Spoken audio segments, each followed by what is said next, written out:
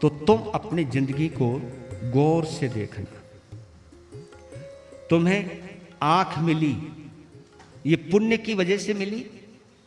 नहीं तो इस धरती पर वो लोग भी हैं जिनको आंखों से दिखाई नहीं देता।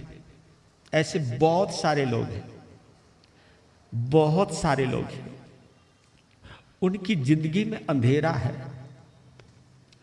वो महसूस कर सकते लेकिन कुछ भी देख नहीं सकते। वो अंदाजा तो लगा सकते लेकिन निश्चिंत नहीं हो सकते। उनकी लिपि अनुमान के आधार पर, उनके स्पर्श के आधार पर, आंख के आधार पर नहीं, केवल टच के हिसाब से, स्पर्श के हिसाब से उनकी लैंग्वेज बनाई गई है। कितनी लाचारी होगी।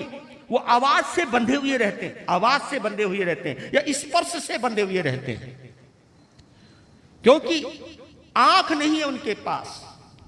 जबकि जितने भी लोग बैठे हुए हैं वे लोग उन खुश नसीबों में हैं जिनकी आंखें अच्छे ढंग से काम कर रही हैं। ये पुण्य का प्रभाव है, आपको आंख अच्छी मिली।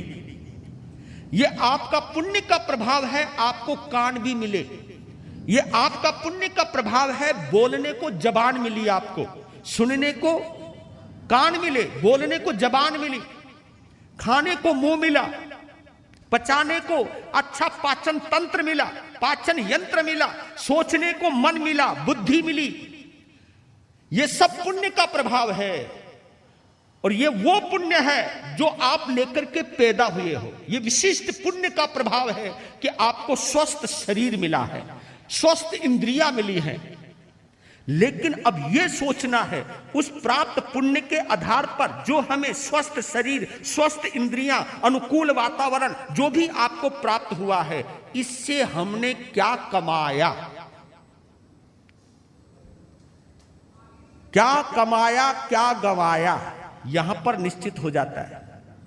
क्योंकि आंख का उपयोग हम भगवान के दर्शन करने में भी कर सकते हैं, हम गुरुओं के दर्शन करने में भी इन आंखों का उपयोग कर सकते हैं, और हम इन आंखों के द्वारा किसी सुंदर शरीर को देख करके कामुकता से भी भर सकते हैं, हम विचलित भी हो सकते हैं, काम विकार से भी भर सकते हैं। इन्हीं आंखों के द्वारा हम किसी का गुण भी देख सकते हैं, और इन्हीं आंखों से हम किसी की गलतियां भी ढूंढ सकते हैं। ये तो चीज है ना।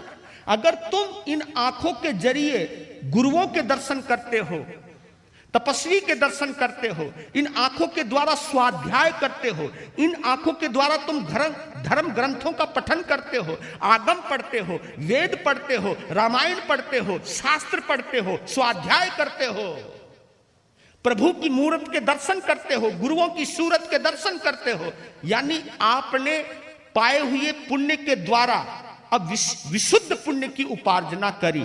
क्योंकि हमने इन इंद्रियों का क्या किया, सदुपयोग किया, इन इंद्रियों का लाभ उठाया। आपने जो पुण्य से प्राप्त हुई थी इंद्रियां, पाए हुए पुण्य से क्या कमाया? क्योंकि स्वाध्याय करके अच्छे भाव आए, स्वाध्याय करके आत्मा निर्मल हुई, स्वाध्याय करके हमें आत्मा का ज्ञान हुआ, स्वाध्याय करके हमें अपनी बुराई का पता चला, स्वाध्याय करके सामने वाले की अच्छाई का पता चला।